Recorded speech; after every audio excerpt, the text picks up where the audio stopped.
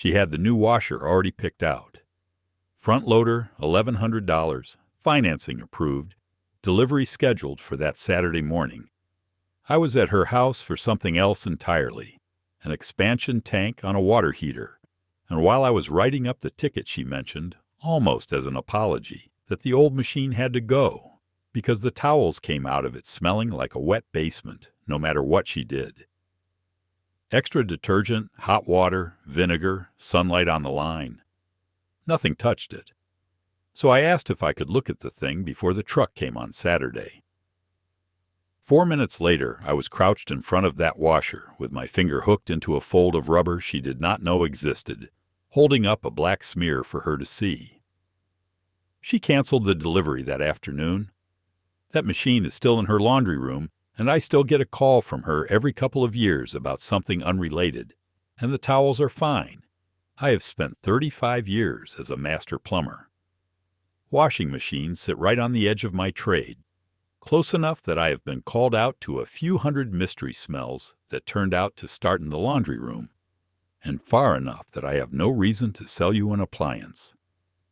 What I am going to give you today is 9 things a $1 brown bottle of hydrogen peroxide does inside a washing machine. Some of them save you a small annoying charge. 2 of them save you several $100s. And I am going to tell you what each one takes off a future bill as we go, because I want you to see the total at the end. Stay with me through to the finish, because there is a mixing mistake that turns a harmless brown bottle into something that will burn the inside of your nose. And it happens in a part of the machine most people never think twice about. One quick bit of groundwork before the list, and then we start. The bottle you want is plain 3% hydrogen peroxide, the brown bottle from the first aid aisle. About $1, maybe $1.50 for the big one. Peroxide is an oxidizer, which in plain English means it tears apart living gunk at the surface and then falls apart itself into water and oxygen. That white fizz when it hits something organic is the oxygen leaving. And what it is fighting in your washer is called biofilm. Biofilm is bacteria plus the slime blanket.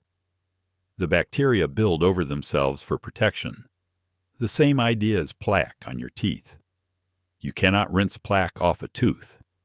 And you cannot rinse biofilm out of a washer either. You have to break it. Number 1. 1 cup of 3% peroxide in an empty drum. Hottest and longest cycle you have, nothing else in the machine. That is it. That is the whole treatment for the drum and the sealed shell around it, which the trade calls the outer tub. The drum looks like clean stainless steel because it is clean stainless steel. The problem is behind it. Water sits in the outer tub between loads, warm and dark, and fed a steady diet of detergent residue, fabric softener, skin oil, and lint. And mold colonizes it the way it colonizes a cooler you forgot in the garage. A full cup of peroxide going through a long hot cycle scours that whole circuit, the tub, the hoses inside the cabinet, the pump, everything the water touches on its way around. Now the store sells you a solution for this already. Branded washer cleaner tablets, $10 to $15 for a box, and the box tells you to run one every month. Run the math on that and you are spending well north of $100 a year to keep a machine from smelling. The tablets work. I am not going to stand here and tell you they do not. But you are paying for a cardboard box, a foil wrapper, and a television budget. And the working part of it is an oxidizer doing exactly what the brown bottle does for about $1. So that is the first thing off your bill. Call it $100 a year in tablets you stop buying, forever. Number 2, and this is the one that canceled the delivery, the door gasket. On a front loader, the door seals against a thick rubber ring, and the trade calls that ring the boot. Everybody looks at the flat face of it, sees it is clean, and moves on. That is the wrong part. Underneath the visible edge, that boot folds back on itself into a hidden gutter that runs all the way around the door opening, and it holds a ½ inch of standing water after every single wash. Warm water, with lint and hair and softener in it, sitting in the dark behind a rubber lip. If you have never peeled that back, do it after this video and prepare yourself, because what comes out of there is black and slick and smells like a pond. Here is the treatment. Soak a rag in straight 3% peroxide, hook your fingers under the boot lip, roll it back, and wipe that gutter all the way around. Then go around a second time with a fresh soak, and just leave the peroxide sitting on the rubber for 10 or 15 minutes before you wipe it dry. That dwell time is the entire job. A quick pass only knocks the top off the colony, and it grows back inside a week. 10 minutes of contact kills it down in the root layer. For a machine that has been ignored for years, lay a peroxide-soaked paper towel in the gutter, like a compress, and forget about it while you do something else. I have watched homeowners pay an appliance technician $125 to $175 for a service call whose entire content was a man kneeling down, smelling the machine, and saying the words, "Clean your gasket." That is the second charge off your bill. Number 3, the detergent drawer and the hole it slides into. Pull the drawer all the way out. There is a release tab in the back on almost every machine, usually a little colored lever you push while pulling. The drawer comes apart, and the softener cup on top lifts off separately on most models. Now look at the underside of that softener cup and the corners of the drawer where the plastic meets. Gray, slick, and growing. Fabric softener is a wax, and it never fully rinses out of those corners, so it sits there as food. Drop the pieces in a sink with a couple of cups of peroxide and enough warm water to cover them, 20 minutes, then a brush. While that soaks, take a flashlight and look into the empty cavity the drawer came out of, because that is where the truly ugly stuff hides, up on the roof of it where the water jets sit. Wipe the cavity down with a peroxide rag as far as your hand reaches, and run the jets afterward by starting a short cycle. A replacement drawer assembly runs $35 to $60, and people buy them because they think the mold is permanent, when all that plastic ever needed was a soak. Quick pause.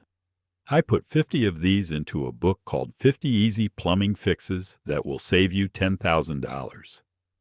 Every fix is a step-by-step job a normal homeowner can finish on a Saturday afternoon with basic tools, no trade school, and no truck full of gear. If that sounds useful, the link in the description will take you there. Number 4 is the one I would bet money you have never opened. The drain pump filter. Almost every front loader has a small access panel at the bottom front of the cabinet, usually a rectangular door you pop with a coin or a flat screwdriver. Behind it is a little cap you unscrew, and behind that cap is a filter basket sitting in front of the drain pump, catching everything that comes off your clothes before it reaches the pump impeller. Coins, hairpins, screws, buttons, a decade of lint packed into a felt the consistency of cold oatmeal. Lay a towel down and put a shallow pan under it first, because a quart of black water is coming out ahead of the basket. Some machines have a small drain hose tucked in beside the cap for exactly this reason. Pull the basket, clear it out, rinse it, and then take a rag with peroxide on it and go around the inside of that cavity, because the walls of it are coated in the same slime as everything else. Screw it back and snug, and run a rinse cycle to check for drips. How often should you do it? Twice a year in a normal household, 4 times a year if you have a dog, long hair in the house, or kids who leave things in their pockets. Put it on the calendar, beside the day you change the smoke alarm batteries, and you will never have to think about it again. That filter is the difference between a pump that lasts 15 years and a pump that seizes at 7. A drain pump replacement with labor is $250 to $400, and the failure mode is always the same: a machine full of water and clothes on a Sunday. Third charge off your bill, and the biggest one yet. Number 5, the standpipe. Behind your washer, the drain hose hooks over the top of a vertical pipe coming out of the wall or the floor. That vertical pipe is called the standpipe, and it has a P-trap at the bottom of it, which is the U-shaped bend that holds a plug of water to keep sewer gas out of your house. Now, if your machine smells musty, that is the wash side, everything we just covered. But if what you smell is rotten, sulfur, sewage, and it only shows up while the machine is draining, that is a different animal entirely. The wash side does not smell like that. Two things cause it. Either the trap has dried out and sewer gas is walking straight up into the room, or the inside walls of that standpipe have grown a rope of biofilm that gets stirred up every time hot soapy water blasts past it. For the dry trap, pour a quart of water down the standpipe and wait an hour. For the biofilm, pour 2 full cups of peroxide down that pipe last thing at night and leave it alone until morning. So it has all night to sit in the trap and work on the walls. A drain cleaning call for a laundry standpipe is $200 to $350, and I have taken that call more times than I can count and left knowing the homeowner could have handled it with a bottle from the medicine cabinet. Number 6 moves us off the machine and onto what is in it. Peroxide is an oxygen bleach. Half a cup poured into the drum with your whites will brighten them.